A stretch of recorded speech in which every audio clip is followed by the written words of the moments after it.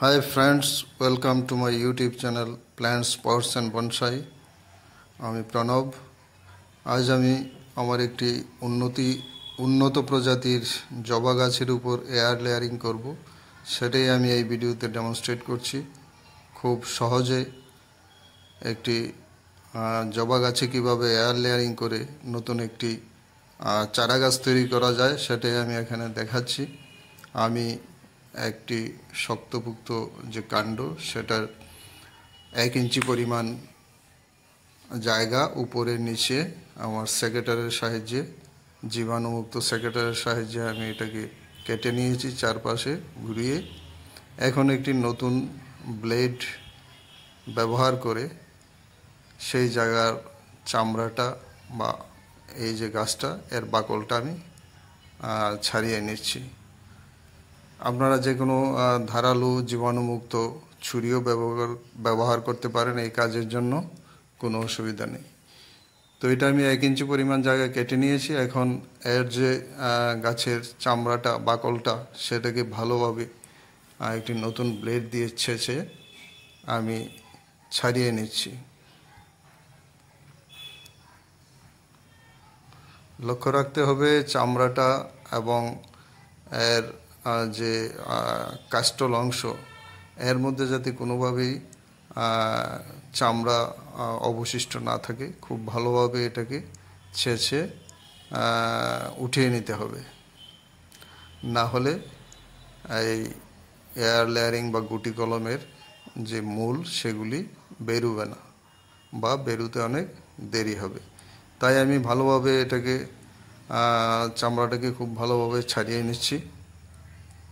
আর চামড়াটা ছাড়ানোর পর এই কাটা অংশটাকে খোলাভাবে প্রায় আধা ঘন্টা সময় রেখে দিতে হবে, যেন এই কাঁচা অংশটা শুকিয়ে যায়। তারপরে এটার মধ্যে গুটি বাঁধতে হবে। তো আমি সেই কাজটাই করছি। কয়েক মিনিটের মধ্যে 5-7 মিনিটের মধ্যে আমি কিভাবে একটা গুটি কলম বেঁধে নিচ্ছি সেটাই এখানে দেখতে পাবেন। তো আমি জায়গাটাকে ভালোভাবে চামড়া ছাড়িয়ে ছেঁচে পুছে নিয়েছি এবং যেন এই জায়গাটা শুকিয়ে যায় সেই জন্য সময় নিয়েছি। আধা ঘন্টা সময় রাখলে হয়ে যাবে। এর অর্থাৎ যেন এই কাণ্ডটার নিচ থেকে উপরে গাছের চামড়া বা বাকলের সাহায্যে যাতে কোনো খাবার সে উপরে সাপ্লাই করতে না পারে, সরবরাহ না হয়, সেটা এনশিওর করতে হয়। তো এখন আমি বাগানের এঁটেল দোআঁশ মাটির একটি মণ্ড বানিয়ে সেই কাটা স্থানের উপর একটা চেপে দিয়েছি এবং একটি গুটি বানিয়ে নিয়েছি। আমি এটাকে ভালোভাবে চেপে কাটা স্থানকে ভালোভাবে কাটা অংশটাকে ঢেকে দিচ্ছি।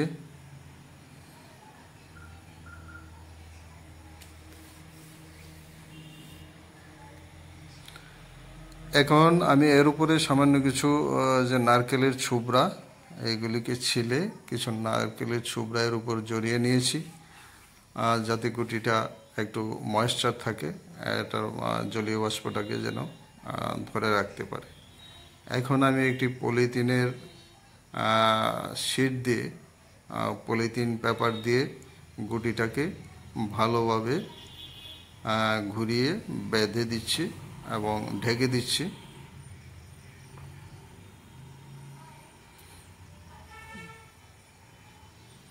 যেন এর মধ্যে হাওয়া ঢুকতে না পারে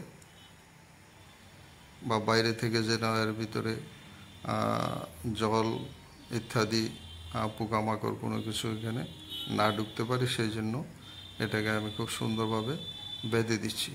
তো বাঁধার জন্য আমি একটি অ্যালুমিনিয়ামের তার নিয়েছি। তো এটা নরম তার, এটা দিয়ে গুটিটা বাঁধতে আমার সুতলি বা দড়ির চেয়েও এটা অনেকটা সহজ এবং উপযোগী।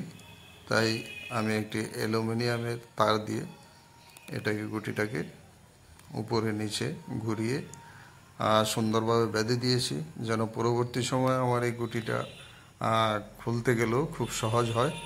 তার পেঁচানো তার খুলে দিলে এটা সহজে খুলে যাবে।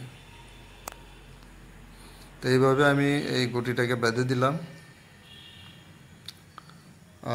খুব সহজে। 5 মিনিটের কাজ হয়ে গেল আমার গুটি কলম। 1 থেকে 1.5 মাসের মধ্যে আশা করি এতে মূল তৈরি হবে এবং সেটা দেখা যাবে ভালোভাবে। এটা রুটিং হয়ে গেলে আমি গাছের উপরের অংশটাকে নিচে কেটে আরেকটা নতুন গাছের চারা গাছ, ফুলের গাছ তৈরি করতে পারবো। আমার একটা হাইব্রিড প্রজাতির আরেকটা নতুন ফুল গাছ তৈরি হয়ে যাবে। আর আমার যে অরিজিনাল পুরনো গাছটা সেটাও খুব বেশি লম্বা হবে না। তো এইভাবে করে নিলাম বন্ধুগণ। আশা করি আপনাদের ভিডিওটি ভালো লাগবে। যদি কার্যকরী এবং ভালো মনে হয় আমার চ্যানেলটিকে সাবস্ক্রাইব করবেন। নমস্কার।